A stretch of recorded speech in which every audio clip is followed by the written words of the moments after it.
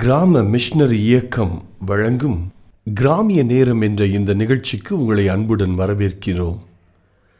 கிராம மிஷனரி இயக்கம் கடந்த 27 ஆண்டுகளாக சிறுவர் மற்றும் வாலிபர் மத்தியில் ஊழியம் செய்து வருகிறது. 800க்கும் மேற்பட்ட மிஷனரிகளோடு தமிழ்நாட்டில் உள்ள 38 மாவட்டங்கள் உட்பட ஆந்திரா, ஒடிசா, கர்நாடகா, சத்தீஸ்கர், ஜார்க்கண்ட் மற்றும் மத்திய பிரதேசம் ஆகிய மாநிலங்களிலும் நற்செய்தி பணியை செய்து வருகிறது. எமது இலக்கு 1,00,000 கிராமங்கள், 7,000 மிஷனரிகள், ஒவ்வொரு மாநிலத்திலும் 500 மிஷனரிகள். எமது தரிசனம் என் ஆட்டுக்குட்டிகளை மேய்ப்பாயாக என்ற வசனத்தின்படி கிராமங்களில் உள்ள சிறுவர் மற்றும் வாலிபர்களை கிறிஸ்துவுக்குள் வழிநடத்தி அவர்கள் மூலம் கிராமங்களை சுவிசேஷ மயமாக்குதல், சந்திக்கப்படும் சிறுவர் மற்றும் வாலிபர்களை நாளைய தலைவர்களாகவும் ஊழியர்களாகவும் உருவாக்குதல், ஒவ்வொரு கிறிஸ்தவரையும் ஆத்தும ஆதாயம் செய்கிறவராக மாற்றுதல். இப்பொழுதும் எமது நிகழ்ச்சிகளை ஜெபத்துடன் பார்த்து பயனடையுங்கள். செயல்படும் கிறிஸ்தவர்களாக தேவனுக்கு உங்களை அர்ப்பணிப்பது உறுதி. மனதில் கலக்கமா? வாழ்வில் பயமா? பாவ பழக்கத்திலிருந்து விடுபட முடியவில்லையா? வாழ்வில் என்ன செய்வோம் என்ற குழப்பமா? தேவனுக்காக ஏதாவது செய்ய ஆசையா? விடை தெரியாத கேள்விகளுக்கு விடையறிய வாருங்கள். கர்த்தருடைய கை குறுகியிருக்கிறதோ? இதை செய்ய எனக்கு வல்லமை உண்டென்று விசுவாசிக்கிறீர்களா? திருச்சி மொராய் சிட்டியில் மாபெரும் எழுப்புதல் வாலிபர் முகாம் ஆகஸ்ட் 15ஆம் தேதி வியாழக்கிழமை சுதந்திர தினத்தன்று மதியம் 3 மணி முதல் இரவு 9 மணி வரை இனிமையான பாடல்கள், உயிர்ப்பிக்கும் சாட்சிகள், சிந்திக்க வைக்கும் குறு நாடகங்கள், சகோதரர் மோகன் சி லாசரஸ் மற்றும் நமது சகோதரர் டேவிட் கணேசன் அவர்களின் வல்லமையான தேவ செய்திகள். எனக்கு அன்பான வாலிப தம்பி, வாலிப மகளே, ஆண்டவர் சொல்லுகிறார், நான் உன்னை ஆசீர்வதித்து உன்னை இந்த தேசத்துக்கு ஆசீர்வாதமாய் மாற்றுவேன். உன்னுடைய கிராமத்திற்கு, உன்னுடைய பட்டணத்திற்கு, நீ இருக்கிற தாலுகாவிற்கு, நீ இருக்கிற மாவட்டத்திற்கு, இந்த தமிழ்நாட்டிற்கு, என் இந்தியாவிற்கு ஆசீர்வாதமாக நான் உன்னை மாற்றுவேன். அருமையான இங்க வந்திருக்கிற வாலிப தம்பிமார்களே, தங்கச்சிமார்களே, இன்னைக்கு நீ வீட்டுக்கு போகும்போது ஏசப்பா உங்க கூட வரப்போகிறார். இந்த கூட்டத்தில் இருக்கிற நிறைய பேர் இந்த கிறிஸ்தவ கூட்டத்தில் என்ன நடக்குன்னு வேடிக்கை பார்க்க வந்திருக்கிறீங்களா? நான் சொல்றேன், இன்னைக்கு வீட்டுக்கு போகும்போது ஏசப்பா உங்க வீட்டுக்கு உங்க கூட வரப்போகிறார். வாலிபரே, நீங்களும் பங்கு பெறுங்கள், உங்கள் நண்பர்களையும் பங்கு பெற செய்யுங்கள். இயேசு கிறிஸ்துவின் இனி நாமத்தினாலே கிராம மிஷனரி இயக்க குடும்பத்தின் சார்பாக இந்த கிராமிய நேரம் என்ற நிகழ்ச்சிக்கு உங்களை அன்போடு கூட வரவேற்கிறேன். நீங்கள் நல்லா இருக்கிறீங்களா? சந்தோஷமாக இருக்கீங்களா? ஆண்டவர் நமக்கு அற்புதங்களை செய்வார். அல்லேலூயா. பாருங்கள், நான் உன்னை விட்டு விலகுவதும் இல்லை, உன்னை கைவிடுவதும் இல்லைன்னு ஆண்டு வாக்கு கொடுக்குறார். பலங்கொண்டு திடமனதாக இருங்கன்னு சொல்கிறார். அல்லேலூயா. ஆண்டவர் ஒவ்வொரு நாளும் நம்ம கூட இருக்கிறார். உலகத்தின் முடிவறிந்தும் சகல நாட்களிலும் நான் கூட இருப்பேன் வாக்கு கொடுக்கிறார். கர்த்தர் என் மெய்ப்பராக இருக்கிறார், நான் தாழ்ச்சி அடையேன். பாருங்கள், இயேசுவை நீங்கள் மெய்ப்பரா, ரட்சகரா, தேவனை ஏற்றுக்கொண்டீங்கன்னா ஒரு நாளும் நீங்கள் தாழ்ச்சி அடைய மாட்டீங்க. ஐயோ எனக்கு குழந்தை இல்லை புலம்புறீங்களா? ஆண்டவர் குழந்தை கொடுப்பார். தாழ்ச்சி அடைய மாட்டீங்க, வெட்கப்பட மாட்டீங்க.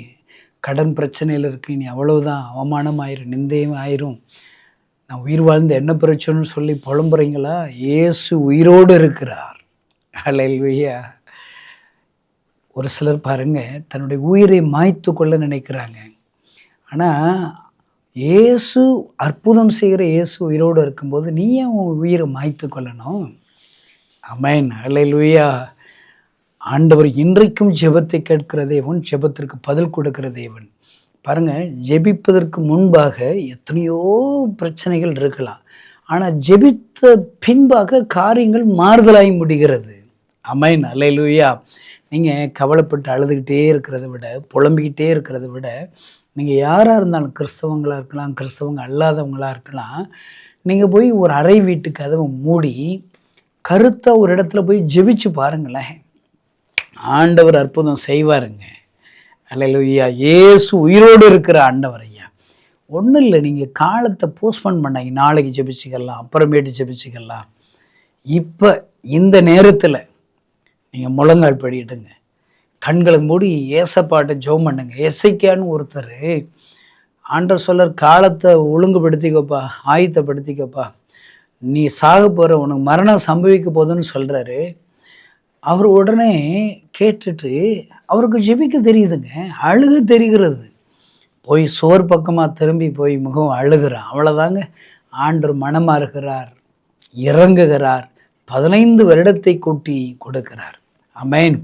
அன்பு, இந்த செய்தியை கேட்கிற சகோதரனே சகோதரே, நீங்கள் இந்த ஜெப வேளையில் கடன் பிரச்சனை அழுறீங்களா, குழந்தை இல்லையா, திருமண தடைகளா, வேலை இல்லையா, சொந்த வீடு கட்டணுமா, வழக்குகளில் உங்களுக்கு அநியாயமாக உங்களுக்கு விரோதமாக யாராவது வழக்கு போட்டிருக்காங்களா, அதில் ஜெயத்தை கொடுப்பாரு, எல்லா அற்புதங்களையும் செய்வாருங்க. இப்போ என் கூட சேர்ந்து ஜெபிக்க ஆயத்தமா? அற்புதம் வேணுங்கிறவங்க என்னோடு கூட சேர்ந்து இயேசுவை நோக்கி பார்ப்போம். இயேசுவேன்னு வாய்களை திறந்து சொல்லி உங்களுடைய ஜெபங்களை சொல்லுங்க. ஆண்டவர் இப்பொழுது தொடுவார். ஜெபிக்கலாமா? பரலோகத்தில் இருக்கிற எங்கள் அன்பு தகப்பனே, இந்த செய்தியை கேட்டுக்கொண்டு இருக்கிற ஒவ்வொருவருக்காக நான் ஜெபிக்கிறேனப்பா. ஜெபத்தை கேட்கிறவரே, ஜெபத்திற்கு பதில் கொடுக்கிறவரே, அற்புதங்களை செய்கிறவரே, கண்ணீரை துடைக்கிறவரே, இங்க இருக்கிற ஒவ்வொருவருடைய ஜெபத்தை கேட்டு இப்பொழுதே ஒரு அற்புதம் செய்வீரா. குழந்தை பாக்கியம் உண்டாகட்டும், வியாதிகள் சுகமடையட்டும், வல்லமை இறங்கட்டும், மகிமை இறங்கட்டும் அப்பா. இயேசு கிறிஸ்துவின் நாமத்தினாலே காரியங்கள் மாறுதலாய் முடிவதாக. அல்லேலூயா. ஆண்டவரே, இப்பொழுது என்னோடு கூட சேர்ந்து எந்த காரியத்திற்காக யாரெல்லாம் ஜெபிக்கிறார்களோ அவர்களுக்கெல்லாம் ஒரு அற்புதம் இயேசு கிறிஸ்துவின் நாமத்தினாலே இப்பொழுதே நடப்பதாக ஆசீர்வதிக்கிறேன். இயேசுவின் நாமத்தினால் பிதாவே, ஆமென். அருமையான தேவனுடைய பிள்ளைகளை, ஆண்டவர் உங்களுக்கு அற்புதம் செய்து விட்டார். சந்தோஷமா இருங்க. அப்புறம் அவள் துக்கமுகமாய் இருக்கவில்லை என்று ஏசப்பாட்டை இருதயத்தை ஊற்றி ஜெபிச்சிட்டிங்களா? நீங்கள் கன்ஃபஸ் பண்ணுங்க, நான் ஜெபிச்சுட்டு ஆண்டவர் பதில் கொடுத்துட்டார். அல்லேலூயா. கட்டாய அற்புதம் செய்வார். ஆண்டவர் உங்களுக்கு ஒரு அற்புதம் செய்தவுடன் எனக்கும் அந்த சந்தோஷத்தை பகிர்ந்து கொள்ளுங்க. உங்களோடு சேர்ந்து நானும் ஆண்டவரை துதிக்கிறேன். ஆமென். அல்லேலூயா. இப்பொழுது உங்களுக்காக ஆண்டவர் சொன்ன வார்த்தைகளை சொல்லி உங்களுக்காக ஜெபிக்க விரும்புகிறேன். பாருங்கள், ஆண்டவருடைய வார்த்தையை சொல்லுவதற்கு முன்பாக நீங்கள் எங்களுக்காக ஜெபிக்க வேண்டிய ஒரு ஜெப குறிப்புகள் இருக்கிறது. என்னன்னு கேட்குறீங்களா? பாருங்களேன், ஆகஸ்ட் 15ஆம் தேதி வாலிபர் முகாம் ஒன்று ஆயத்தப்படுத்தி இருக்கிறோம். திருச்சியில் மொராய் சிட்டி என்கிற இடத்துல, ஏர்போர்ட் பக்கத்தில் இருக்குது. நீங்கள் எல்லாம் செய்தி கேட்குற நீங்கள் எல்லோரும் வர்றீங்களா? வாங்க, கட்டாயம். அல்லேலூயா. பாருங்கள், ஒரு வாலிபர் முகாமில் 1,00,000 வாலிபர்கள் பங்கு வரணும்னு சொல்லி ஜெபிக்கிறோம். நீங்களும் ஜெபம் பண்ணுங்க. உங்கள் ஜெபத்தை ஆண்டவர் கேட்பார்ல. ஆமென். அல்லேலூயா. எல்லாருடைய ஏங்க இந்த வாலிபர் முகாம் வைக்கிறோம்? இது ஏதோ நாங்கள் சர்ச்சை ஆரம்பிக்க போகிறதில்லை. கிராம மிஷனரி இயக்க ஊழியம் என்பது அநேக சபைகள் உருவாவதற்கு காரணமாக இருக்க வேண்டிய வேலைக்காரர்கள். அல்லேலூயா. ஒரு பாஸ்டர் என்னிடத்தில் ஃபோன் அடித்தார். திடீர்னு நான் 30 வருஷம் ஊழியம் செய்கிறேன், என் சர்ச்சில் வாலிபர் 2 பேர் 3 பேர் தான் இருப்பாங்க, திடீர்னு ஒரு 20க்கு மேலே வாலிபர்கள் வந்துட்டாங்க. எனக்கு ஆச்சரியமாக இருந்துச்சு. நீங்கள் எல்லாம் எங்கேருந்து வர்றீங்கன்னு கேட்டால், நாங்கள் திருமங்குளத்தில் ஒரு வாலிபர் முகாம் நடந்துச்சு, மோகன் லாசரஸ் அவர்களும் டேவிட் கணேசன் அவர்களும் செய்தி கொடுத்தாங்க. அவங்க அந்த முகாமில் புதுசாக இன்றைக்கி தான் அந்த கூட்டத்துக்கு வந்தவங்க, எங்கேயாவது ஒரு சர்ச்சுக்கு போங்க, உங்களுக்கு தெரிந்த உங்கள் பக்கத்தில் இருக்க ஏதாவது ஒரு சர்ச்சுக்கு போங்கன்னு சொல்லி விட்டாங்க. அதனால் நாங்கள் இன்றைக்கி இப்படி தேடி பார்த்தோம். நேற்று முகாமுக்கு போயிட்டு எங்களுக்கு ஏசப்பா பற்றி தெரிஞ்சிருச்சு. எந்த சர்ச்சு இருக்குன்னு கேட்டால், உங்கள் சர்ச்சில் தான் சத்தம் கேட்டுச்சு, நாங்கள் உங்கள் சர்ச்சுக்கு வந்துட்டோம்னு சொன்னோம். சபை வாலிபர்களால் நிறைந்தது. அல்லேலூயா. அருமையான கிறிஸ்தவ நண்பர்களை, இது ஏதோ சபை பாகுபாடற்ற ஒரு ஊழியம். இது இந்த முகாம் நம்முடைய தமிழ்நாடு முழுவதிலும் ஒரு எழுப்புதலை கொண்டு வருகிற ஒரு முகாம். ஒருவேளை எங்கள் இடத்துல ஒரு நிகழ்ச்சி வச்சுருக்கோன்னு சொல்கிறீங்களா, அந்த நிகழ்ச்சிங்கன்னா ஆண்டவர் உங்கள் கூட பேசினாருன்னா கொஞ்சம் தள்ளி கூட வைக்கலாம், இன்னொரு நாள் அரேஞ்ச் பண்ணுங்கள். ஒரு எழுப்புதல் முகாம் இது. அல்லேலூயா. 1,00,000 வாலிபர்கள் ஒரு இடத்துல கூடும்போது பரலோகத்திற்கு எத்தனை மகிமையாக இருக்கும். ஆமென். பாருங்க, நாம் இந்த முகாமிற்காக ஜெபியுங்கள். ஒருவேளை உங்களால் என்ற உதவிகளை இதற்காக செய்யலாம். ஜெப உதவியாக இருக்கலாம், உங்களுக்கு தெரிந்த ஒரு 10 அல்லது 12 ஊழியர்களை அழைத்து வருகிற ஊழியமாக இருக்கலாம், உபவாசத்தோடு ஜெபிக்கிற ஊழியமாக இருக்கலாம். உங்களால் என்ற காணிக்கைகளையும் கொடுக்கலாம். ஒருவேளை ஒரு வாலிபன் ரட்சிக்கப்படுவதற்கு 500 ரூபாயோ அல்லது 1000 ரூபாயோ, அல்லாவிட்டால் ஒரு வேனில் அநேக வாலிபர்கள் பங்கு வருவதற்கு ஒரு 10,000 ஒரு 15,000 ரூபாயோ நீங்கள் கொடுத்து உதவலாம். இது ஒரு நல்ல நிலங்க. இந்த நல்ல நிலத்திலே விதைக்கிற விதைகள், காணிக்கைகள், ஜெபங்கள், பிரயாசங்கள், அதற்கேற்ற பலன்களை கட்டாயம் தருவார். 100 ஆண்டவர் உங்களுக்கு திருப்பி தருவார். ஒரு எலிசா உருவாவதற்காக தான் சாக போகிற நிலைமையில் இருக்கிற ஒரு சிறிய அடையை கொடுத்ததினாலே ஆண்டவர் எலியாவை மூலியமாக, எலியாவை போஷித்தது நிமித்தமாக அந்த 7 விதவையும் அவருடைய குமாரனையும் குடும்பத்தாரையும் ஆண்டவர் ஆசீர்வதிக்கிறார். பஞ்சகாலம் முழுவதிலும் ஆசீர்வாதம் ஐஸ்வர்யமும் இருக்கிறது. ஆமென், அல்லேலூயா. அந்த தேவன் இன்றைக்கு நம்மோடு இருக்கிறார். ஒரு எலியாவுக்கு உதவி செஞ்சாலே அற்புதம் செய்வார்னா, இங்கு 1,00,000 வாலிபர்கள் எலியாக்களாக உருவாக போகிறார்கள். இந்த ஊழியத்திற்காக நீங்கள் ஜெபிக்கும் போது, கொடுக்கும்போது, பங்களிக்கவே செய்யும்போது ஆண்டவர் கட்டாயமாக ஆண்டவர் உங்களை ஆசீர்வதிப்பார். ஆமென். ஜெபிங்கள் ஐயா.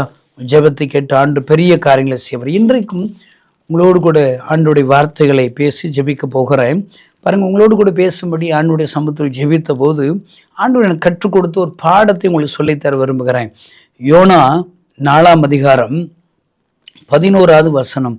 வலதுகைக்கும் இடதுகைக்கும் வித்தியாசம் அறியாத 120,000 பேருக்கு அதிகமான மனுஷரும் அநேக மிருக ஜீவன்களும் இருக்கின்ற மகா நகரமாகிய நினிவேக்காக நான் பரிதியாமல் இருப்பேனோ? அல்லேலூயா. யோனாவை பார்த்து ஆண்டவர் கேட்கிற கேள்வியைத்தான் இன்றைக்கு உங்களுக்கும் எங்களுக்கோடு கூட ஆண்டவர் பேசுகிற ஒரு கேள்வி கேட்கிறார். வலதைக்கும் இடதைக்கும் வித்தியாசம் தெரியாது 120,000 பேருக்காக பரிதவியாமல் இருப்பேனோ? ஏன் இப்படி கேட்குறாரு? அவன் ஒரு ஆமணக்கு செடிக்காக பரிதவிக்கிறான். அந்த ஆமணக்கு செடி எப்படி உண்டுச்சு? யாரால் உண்டாச்சு? ஆண்டவர் தான் அந்த ஆமணக்கு செடி உண்டாக்குறார். இந்த உலகத்தில் நீங்கள் பார்க்குற மரம், செடி, எந்த ஜீவ சந்துக்கள் எல்லாமே ஆண்டவரால் தான் சிருஷ்டிக்கப்பட்டது. எத்தனை ஆச்சரியம்! குட்டியோண்டு ஒரு ஆலமர விதை பார்த்துருக்கீங்களா? குட்டியோண்டு இருக்குது. ஆனால் அது எவ்வளோ பெரிய மரமாக வளர்கிறது. எவ்வளோ பெரிய கண்களுக்கு ஆச்சரியங்க. கடவுள் இல்லைன்னு மதிகேடர் தாங்க சொல்லுவாங்க, முட்டாப்பைக தான் சொல்லுவாங்க. கடவுள் இல்லைன்னா எப்படிங்க இவ்வளோ மரங்கள், செடிகள், ஒவ்வொன்றும் ஆச்சரியம். ஆண்டவர் படைச்சதை இன்ன வரைக்கும் யாராலும் ஆராய முடியாதங்க. நிறைய பேர் அவர் ஆராய நினைக்கிறாங்க. ஒரு பேர் என்ன தெரியுமா? அவர் ஆராய்ந்து முடியாதவர், ஆராய்ந்து அறியப்பட முடியாதவர். ஆனால் அவர் பாருங்க, அவர் எவ்வளவு ஞானம் உள்ளவர். நட்சத்திரங்களை பேர் சொல்லி அழைக்கிறாராம். இந்த செய்தி கேட்டுக்கொண்டு இருக்கிற கிறிஸ்தவ நண்பர்களே, நீங்கள் யாராக இருந்தாலும் சரி, உங்களுடைய பேர் ஆண்டவருக்கு தெரியும். உங்களை பேர் சொல்லி கூப்பிடுவார். இப்போ நான் இருக்கிறேன், நிறைய பேர் கணேசன் அப்படின்னு பேரை எடுத்துருங்க பிரதர், டேவிட்னு வச்சுக்கோன்பாங்க. ஐயா, அருமை கிறிஸ்தவர்களே, உங்களுடைய ஆலோசனைக்கு ரொம்ப நன்றி. இன்னும் இயேசு கிறிஸ்து ஒரு 3 முறை என்னை பேர் சொல்லி அழைத்திருக்கிறார். அந்த 3 முறையும் ஒரு அழைத்த பேர் என்ன தெரியுமா? கணேசன். ஆமென். நான் ஒரு முறைனா, நம்ம ரொம்ப பாவம் செய்கிறோம், அற்புதம் நடக்குது, தெருவில் நடந்தாலே பிசாசு ஓடுது, அற்புதம் நடக்குது. ஆனால் இன்னும் என்னுடைய பாவ வாழ்க்கையிலேருந்து விடுதலை இல்லை. அதனால் நான் நினைக்கிறேன், இனிமேல் புதிய ஏற்பாடு, பழைய ஏற்பாடு, இந்த பைபிளை வாசிக்கூட. பைபிள் பேர் என்ன? பரிசுத்த வேதம். பரிசுத்தம் இல்லாமல் வேதாமத்தை எப்படி தொடருது? பரிசுத்தம் இல்லாமல் இயேசுங்கிற பரிசுத்தரை எப்படி நான் ஜெபித்து கூப்பிட்றது? அவர் பேரை சொல்கிறது. ஜெபிக்கக்கூடாது, பைபிள் வாசிக்கக்கூடாது முடிவு பண்ணேன். 1 நாள் ஆச்சு, 2 நாள் ஆச்சு, 3 நாள் ஆச்சு. அவ்வளோதாங்க. ஒரு பைபிள் வாசித்து ஜெபிச்சு பழகினவங்க இருக்கவே முடியாது, ஜெபிக்காமல் இருக்கவே முடியாது. ஹல்லேலூயா. ஜெபிக்கும் போது ஒரு பிரசன்னம் நம்மளை மூடுகிறது ஐயா, ஒரு வல்லமை நம்மளை மூடுகிறது ஐயா. ஆமென். ஹல்லேலூயா. 3 நாளைக்கு மேலே இருக்க முடியும். நான் என்ன நினைக்கிறேன், எப்பொழுதும் நான் ஜெபிக்கிற ஒரு அறை உண்டு, ஒரு கட்டடம் உண்டு. அங்கே தான் இயேசுவை நான் முகமுகமாக தரிசித்தேன். இயேசு கிறிஸ்து இந்த உலகத்தில் உள்ள எல்லா ஜனங்களுக்காக, அவரை அறியாத ஜனங்களுக்காக அழுது கொண்டே இருக்கிற காட்சி இந்த கண்களினால் கண்டேன். இந்த காதுகளினால் அவருடைய அழுகிற குரலை நான் கேட்டேன். அவர் அழுதார், நானே தேவன், என்னை தவிர வேறு தேவர்கள் இல்லை. நானது ஜனங்களுக்காக பரிதவிக்கிறேன். என்னால் படைக்கப்பட்ட என் ஜனங்கள் ஆசீர்வதிக்க விரும்புகிறேன், சந்தோஷம் தர விரும்புகிறேன், சமாதானம் தர விரும்புகிறேன், வியாதிகளை சுகமாக்கும்படி விரும்புகிறேன். ஆனால் யாருமே என்கிட்ட வரமாட்டாங்களே, என்னாலே இல்லாமல் எங்கோ போய் கொண்டிருக்கிறார்களே என்று சொல்லி அவர் அழுது கொண்டே இருந்தார். பாருங்கள், அப்படி தரிசித்த ஒருவேளை நான் அவரை கண்ட அந்த அறையிலே ஜெபிக்கிற பழக்கம் உண்டு ஒவ்வொரு நாளும். நான் நினைக்கிறேன் 3 நாள் பைபிள் வாசிக்கலை, ஜெபிக்கலை. காரணம் என்ன? நம்ம குற்ற மனச்சாட்சி. நம்ம அந்த ரூமில் போய் உட்காந்துட்டு வந்துடுமே, ஒரு ஆறுதலுக்காக உட்காந்துட்டு வந்துடுமே. ஜெபிக்க நமக்கு தான் அருகதை இல்லையே, பைபிள் வாசிக்க நமக்கு தான் அருகதை இல்லையே, சும்மா போய் உட்காந்துட்டு வந்துடுவோன்னு சொல்லி அந்த அறைக்கு போனேன். பைபிள் வாசிக்கக்கூடாது, ஜெபிக்கக்கூடாது, பைபிள் வாசிக்கக்கூடாது, ஜெபிக்கக்கூடாது, தகுதி இல்லைன்னு சொல்லி அங்கே போய் அமர்ந்தா ஒரு அழகான ஒரு சத்தம், அன்பிற்குரிய சத்தம், கணேசன் இன்னும் உன்னை நேசிக்கிறேன். நான் நினைக்கிறேன் நம்ம குற்றமனச்சாட்சி இருக்கிறதுனால ஏசப்பா அப்படி பேசுறது போல தெரியுது போல நினைச்சா, 2வது முறையாக கணேசன் இன்னும் உன்னை நேசிக்கிறேன். அப்பொழுதுதான் இது இயேசுனுடைய குரல் என்று எனக்கு தெரிந்தது. இத்தனை பாவியாக இருக்கிறேன், உம்மை அறிந்தவுடன் நான் பரிசுத்தமாக வாழ முடியவில்லை, அசுத்தம் இருக்கிறது, இன்னுமா என்னை நேசிக்கிறேன் என்று அழுதேன். ஐயா, ஆண்டவரே என்னை பரிசுத்தப்படுத்தும், என்னை மன்னியும் என்று சொல்லி ஜெபித்தேன். அவர் சொன்ன வார்த்தைகளில் இன்னொரு வார்த்தை இருந்தால், இன்னும் நான் உன்னை நேசிக்கிறேன், ஸ்டில் ஐ லவ் யூ. இந்த செய்தியை கேட்டுக்கொண்டிருக்கிற அருமை சகோதரர்களே, நண்பர்களே, இன்றைக்கு ஆண்டவர் உங்களோடு கூட பேசுகிறார். நீ குற்ற மனச்சாட்சியோடு இருக்கிறாயா? நெருக்கத்தோடு இந்த நிகழ்ச்சிகளை பார்த்து கொண்டு இருக்கிறாயா? உன்னை பார்த்து ஆண்டவர் சொல்லுகிற வார்த்தை ஸ்டில் ஐ லவ் யூ, இன்னும் நான் உன்னை நேசிக்கிறேன், என்னிடத்தில் வருகிறவனை நான் புறம்பே தள்ளுகிற இல்லை என்று சொல்லுகிற தேவன் உன்னை அழைக்கிறார். இப்போ கூட நீ முழங்கால் போட்டு ஜெபம் பண்ணு. ஆண்டவர் கரிசனையாக இருக்கிறார், உன் மீது அன்பாக இருக்கிற தேவன். அல்லேலூயா. நமக்காக பரிதவிக்கிற தேவனுங்க. அப்படிப்பட்ட பரிதவிக்கிற தேவனைத்தான் இன்றைக்கு ஆண்டு சொல்லுகிற 120,000 ஜனங்களுக்காக பரிதவியாமல் இருக்கிறோம். அல்லேலூயா. பாருங்க, என் ஒருத்தருக்காகவே அன்று பரிதவிக்கிறாருங்க.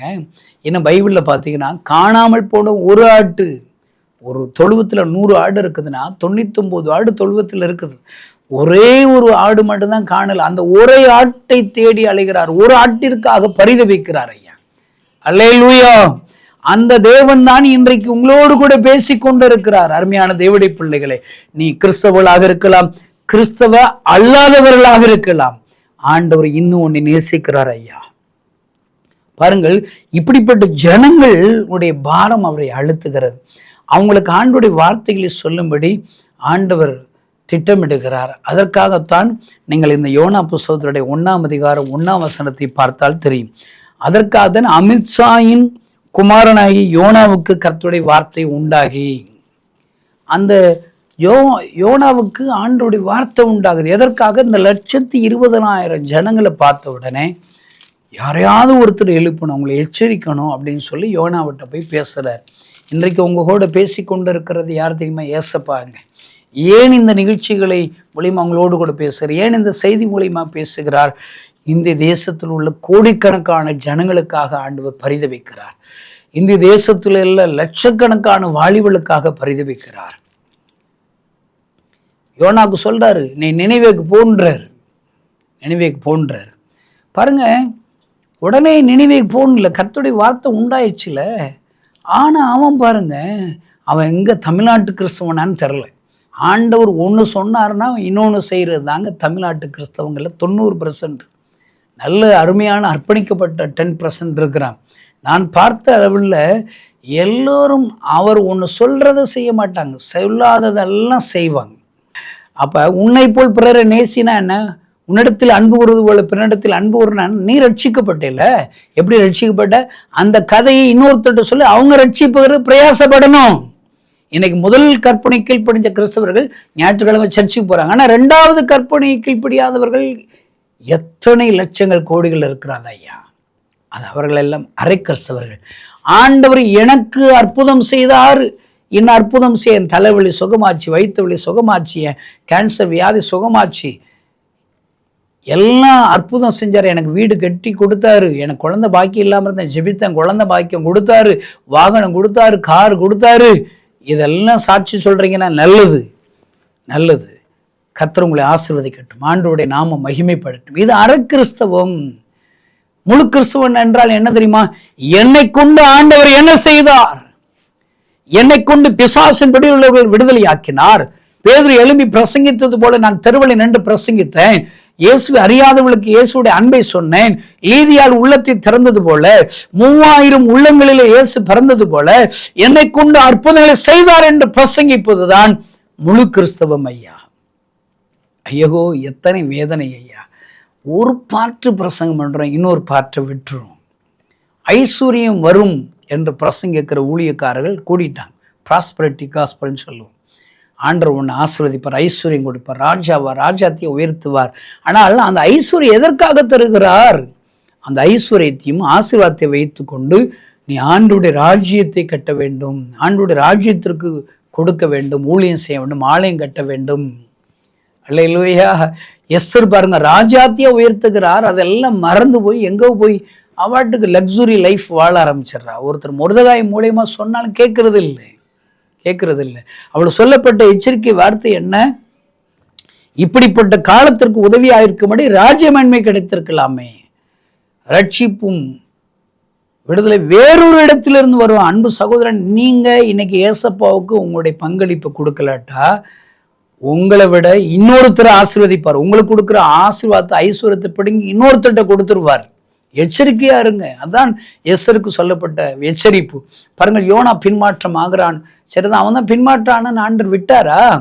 ஆண்டவர் அவன் பிரயாணம் செய்த தர்சு கப்பலை ஆட்டுகிறார், அலைகளை மோத வைக்கிறார், காற்றடிக்க வைக்கிறார். எல்லோரும் பயப்படுகிறார்கள். அப்பொழுது சீட்டு போட்டு பார்க்கிறார்கள், யாரால் இந்த பாதகம் வருகிறது என்று சொன்ன யோனாவின் பேரில் சீட்டு விழுகிறது. யோனாவிடத்தில் விசாரிக்க, நீ யார், எங்கிருந்து வருகிறாய், எவ்விடத்தான்? அவன் சொல்லுகிறான், நான் பின்மாற்றக்காரன், என்னை கடல்ல தூக்கி போடுங்க, இந்த அலைகள் நின்றுன்னு சொல்றான். இந்த செய்தி கேட்கிற அன்பு சகோதரனே சகோதரியே, இன்றைக்கு நெருக்கத்திலே, கஷ்டத்திலே, அவமானத்திலே இருக்கிறாயா? நீ ஆண்டவர் தம்முடைய சித்தத்தை என் வாழ்க்கை நிறைவேற்றும் என்று ஒப்புக்கொடுங்க. மறுபடியுமாக உன்னை எந்த இடத்தை இழந்தீர்களோ அந்த இடத்திற்கு உங்களை கொண்டு வருவார். யோனா நினிவேயை இழந்து விட்டான், நினிவேயை மறுபடியும் திரும்ப கொண்டு வருகிறார். அவன் ஆண்டோட சொல்லுகிற வார்த்தைகளை சொல்லுகிறான். பிரசங்கம் என்னங்க, 40 நாள் ஆயிரும், நீ நாசமா போயிடுவ. இதான் பிரசங்கம். அவன் பிரசங்கிக்கிறான். அல்லேலூயா. அப்படிப்பட்ட பிரசங்கத்தை முடிச்சு, தீர்க்க தரிசன வார்த்தையில சொல்லி முடிச்சு, யோனாவனுடைய பரிதாபமான சிந்தனை பாருங்க. என் தீர்க்க தரிசனம் நிறைவேறிச்சான்னு சொல்லி வேடிக்கை பார்த்துக்கிட்டு இருக்கான். அங்க வெயில் அடிக்கிறதுனால எரிச்சல் ஆகிறான். அவனுக்கு நிழல் உண்டாக்க ஆமனுக்கு செடி உண்டாக்குறார். வேடிக்கை பார்க்கிறான். ஆனா அங்கு ஜனங்கள் எல்லோரும் மனம் திரும்புகிறார்கள், எல்லோரும் உபவாசம் பண்ணி ஜெபிக்கிறார்கள். அவனுடைய ஜெபத்தை கேட்டு ஆண்டவர் மாறிவிடுகிறார் ஐயா. அதான் இந்த செய்தி கேட்கிற அன்பு சகோதரனே சொன்ன, யாரா இருந்தாலும் ஜெபிச்சேன்னா காரியங்கள் மாறுதலாய் முடியும். ஆண்டவர் மன்னித்து இறங்கி விடுகிறார். ஆனால் இவனுக்கு அது எரிச்சலா இருக்குது. ஐயோ, நான் சொன்ன தீர்க்க தரிசனம் நிறைவேறலேன்னு சொல்லி கவலைப்படுறான். நிறைய பேருக்கு தீர்க்க தரிசனம் நிறைவேறுனா போதும், அவ்வளவுதான். அதை ரெக்கார்டு எடுத்து போட்டுருவாங்க. பாருங்க சகோதரர் என்ன பேசினார், அப்படி நடந்துருச்சுன்னு சொல்லி பெருமை பீத்திரல தான் இருக்காங்க. தீர்க்க தரிசனங்கிறது என்ன தெரியுமா? திறப்பின் வாசல் ஜெபம். அடிக்கடி மோகன்ஷீல் ஆசசரன் அவர்கள் திறப்பின் வாசல் ஜெபம் என்றால் என்ன தெரியுமாங்க? ஆண்டவர் ஒரு ஆபத்துகளை சொல்லுகிறார், உபத்திரவங்களை சொல்லுகிறார், வியாதிகளை முன்னறிவிக்கிறார். அது வராமல் இருப்பதற்காகத்தான் திறப்பில் வாசல் என்று ஜெபிக்க வேண்டும் ஐயா. அல்லேலூயா. நாம் ஜெபிக்க வேண்டும் ஐயா. அந்த ஜெபத்தின் மூலியமாக நானும் ஆசீர்வதிக்கப்பட்டிருக்கிறேன். ஒருவேளை எங்களுடைய ஊழியமும் ஆசீர்வதிக்கப்பட்டிருக்கு. இந்த திறப்பின் வாசல் ஜெபத்தின் மூலம் எத்தனையோ பேர்கள் ஆசீர்வதிக்கப்பட்டிருக்கிறார்கள். அல்லேலூயா, ஆமென். அருமையான இந்த செய்தி கேட்கிற அன்பு சகோதரனை சுகரியே, இன்றைக்கு நீங்கள் ஜெபிக்க ஆரம்பியுங்கள் ஐயா. அவன் பின்மாற்றத்தோடு ஆமணக்கு செடியின் கீழ் இருக்கிற ஒரு பூச்சியை கட்டளையிட்டார். ஆமணக்கு செடி அந்த பூச்சி தின்று விடுகிறது. உடனே ஆமணக்கு செடிக்காக பயப்படுறான். ஆண்டவர் சொல்றாரு, ஒத்த ஆமணுக்கு செடிக்காக கவலைப்படுறையே, 120,000 ஜனங்களுக்காக பரிதவியாமல் இருப்பேனோ? ஆண்டவர் அவனோடு கூட இடைபடுகிற இன்றைக்கு இந்த செய்தி கேட்கிற சகோதரனே, உன் வீட்டில் இருக்கிற சின்ன சின்ன கவலைகளை நினைக்கிறேன். எனக்கு கார் இல்லை, எனக்கு பைக் இல்லை, சொந்த வீடு இல்லை, எனக்கு சின்ன சின்ன காரியங்களை நினச்சி நீ அழுறியா? உனக்கு அற்புதம் செய்வார் ஐயா. ஆனால் ஆண்டவருடைய இருதயம் எப்பொழுது இருக்க தெரியுமா? ஆண்டோடைய பரிதபிக்குள் இந்திய தேசத்தில் இருக்கிற கோடிக்கணக்கான ஜனங்களுக்காக ஆண்டு பரிதபிக்கிறார் ஐயா. ஆகஸ்ட் 15 வாலிபர் முகாமை ஆயத்தப்படுகிறோம். எதற்காக? 100,000 வாலிபலியாவது அந்த இடத்துல கூட்டி சேர்க்கணும். ஏனென்றால் அந்த வாலிபர்களுக்காக ஆண்டவர் பரிதபிக்கிறார். இந்த வாலிபர் முகாம் முடிந்தவுடன் அடுத்த கிறிஸ்துமஸ்க்குள்ளாக 25,000 கிராமங்களுக்கு சுவிசேஷம் அறிவிக்கும்படி நாங்கள் எத்தனைக்கிறோம். ஆண்டவர் கிராமங்களுக்காக பரிதபிக்கிறார். இந்த கணேசன் எதற்காக ஊழியம் செய்கிறேன்? என் ஹார்ட்டில் ஓட்ட விழுந்து டாக்டர் 6 மாதத்தில் செத்து பெறுவேன்னு சொல்லிட்டார். இயேசு கிறிஸ்துவை தேடினேன், ஆண்டவர் எனக்கு உயிர் கொடுத்தார். இயேசு என் கண்ணீரை துடைத்தார். என் கண்ணீரை துடைத்த ஆண்டவர் ஒரு நாள் தரிசனமானார். உலகத்தில் உள்ள அவரை அறியாத ஜனங்களுக்கு கண்ணீரோடு அழுது கொண்டே இருக்கிற அந்த காட்சியை பார்த்தேன் ஐயா. என் கண்ணீரை துடைத்தவர் கண்ணீரோடு அழுது கொண்டு இருக்கிறாரே, பரிதபிக்கிறாரே அவரையுடைய அறியாத ஜனங்களுக்காக. நான் இந்த ஆண்டவர் கைகளில் என்னை 27 வருடங்களுக்கு முன்பாக ஒப்பு கொடுத்தேன் ஐயா. ஆண்டவர் என்னை பயன்படுத்துகிறார். அன்பு சகோதரனே, அன்பு சகோதரனை, சகோதரி, நீங்களும் ஆண்டவர் கைகளை ஒப்பு கொடுங்கள். உங்களை ஆண்டவர் தேடி வருகிறது. உங்களோடு கூட பேசி கொண்டு இருப்பது, சபைகளை உங்களை உருவாக்குவது, ஒருவேளை உங்களுக்கு சில உபத்திரவங்களை கொடுப்பது, உங்களுக்காக ஒரு ஆமணுக்கு செடியை, ஒரு ஆசீர்வாதத்தை, ஒரு பிசினஸை உண்டாக்குனது எதற்காக தெரியுமா? நீங்கள் செயல்படுவதற்காக, 120,000 ஜனங்களை ரட்சிப்பதற்காக. இன்றைக்கு ஆண்டோடைய இருதயத்தை அறிந்து அவருடைய கண்ணீரை துடைக்கும்படி ஒப்பு கொடுப்பீர்களா? அவர் கண்ணீரை நீங்கள் துடைச்சிங்கன்னா அவர் உங்கள் கண்ணீரை துடைப்பார். எல்லா கண்களை மூடி நாம் ஜெபிப்போம். பரலோகத்தில் இருக்கிற எங்கள் அன்பு தகப்பனை, 120,000 பேர்களுக்காக பரிதவியாமல் இருப்பேனோ என்று எங்களை பார்த்து கேட்கிறீரே. ஆமாண்டவரே, எங்களை ஒப்பு கொடுக்கிறோம். பின்மாற்றமான யோனாவாக அல்ல, உடைய வார்த்தைகள் கீழ்ப்படிந்த யோனாவாக எங்களை ஒப்பு கொடுக்கிறோம். ஒரு யோனாவினுடைய பிரசங்கத்தின் மூலியமாக 120,000 பேர்களையும் மண்டையில திருப்ப முடியுமானால், இதை கேட்கிற ஒவ்வொரு கிறிஸ்தவர்களையும் பிரசங்கிக்கிற யோனாவாக மாற்றும். பின்மாற்ற யோனாவாக அல்ல, பிரசங்கிக்கிற யோனாவாக மாற்றும். அவளை எடுத்து பயன்படுத்தும். எங்கள் தேசம் அற்புதத்தை காண உதவிச்சு இயேசு நாமத்தினால் பிதாவே, ஆமென். இந்த செய்தி நிச்சயமாக உங்களை செயல்பட தூண்டிருக்கும் என விசுவாசிக்கிறோம். நீங்களும் எங்களோடு இணைந்து தேவனுக்காக ஏதாவது செய்ய விரும்புகிறீர்களா? கீழ்கண்ட எங்களது ஊழிய திட்டத்திற்காக ஜெபிக்க முன்வரலாமே. தமிழ்நாடு மற்றும் பிற மாநிலங்களிலும் ஆலயம் கட்ட தேவையாய் உள்ள 1000 கிராமங்களில் இடம் வாங்கி ஆலயம் கட்டப்பட ரூபாய் 5 லட்சமோ அல்லது அதில் ஒரு பகுதியோ கொடுத்து ஆலயம் கட்டி கொடுப்போர் எழும்ப ஜெபியுங்கள். சூனேமியால் எலிசாவுக்கு ஒரு அறை வீட்டை கட்டி கொடுத்தது போல புதிய மிஷனரிகள் தங்கி பயிற்சி எடுப்பதற்கு ரூபாய் 2 லட்சம் கொடுத்து ஒரு மிஷனரி வீட்டை கட்டி கொடுப்போர் எழும்ப ஜெபியுங்கள். நாம் சந்திக்கும் வாலிபர்கள் மற்றும் ஆரம்ப விசுவாசிகளை கிறிஸ்துவுக்குள் வளரச் செய்ய ரூபாய் 300 கொடுத்து முழு வேதாகமும் வாங்கி கொடுப்போர் எழும்ப ஜெபியுங்கள். நாம் பணி செய்யும் 8 மாநிலங்களிலும் உள்ள 880 மிஷனரிகளை மாதந்தோறும் ரூபாய் 10,000 கொடுத்தோ அல்லது இயன்ற காணிக்கையை கொடுத்தோ தாங்குவோர் எழும்ப ஜெபியுங்கள். தமிழ்நாடு மற்றும் பிற மாநிலங்களிலும் துரிதமாக சுவிசேஷம் அறிவிக்கவும் பின்தொடர் பணிக்காகவும் சுவிசேஷ வாகனங்கள் வாங்கி கொடுப்போர் எழும்ப ஜெபியுங்கள். தங்கள் வாலிப மற்றும் சிறு பிள்ளைகள் ரட்சிக்கப்பட, அபிஷேகிக்கப்பட மற்றும் இயேசுவுக்கு சாட்சியுள்ள பிள்ளைகளாக வளர கண்மணி பிள்ளைகள் இயேசுவுக்காக திட்டத்தில் தங்கள் பிள்ளைகளை இணைக்கிற பெற்றோர்கள் எழும்ப ஜெபியுங்கள். இந்தியா முழுவதிலும் இன்னும் துரிதமாக நம் மிஷனரி பணிகள் நடக்க மாதந்தோறும் அல்லது வருடத்திற்கு ஒரு முறையாவது ரூபாய் 1000 கொடுத்து எழுப்புதல் விரும்பும் பங்காளர் திட்டத்தில் இணைகிற அநேகர் எழும்ப ஜெபியுங்கள். மேலும் எங்களோடு தொடர்பு கொள்ள விரும்பினால் திரையில் காணும் எங்கள் முகவரியும் குறித்துக் கொள்ளுங்கள். கிராம மிஷனரி இயக்கம், தபால் பெட்டி எண் 51, விருதுநகர் 626001. இந்த நிகழ்ச்சியையோ அல்லது எங்கள் ஊழியத்தையோ நீங்கள் தாங்க விரும்பினால் எங்கள் தொலைபேசி எண்ணை குறித்துக் கொள்ளுங்கள். 7378 000 444. கர்த்தர் தாமே உங்களை ஆசீர்வதிப்பாராக.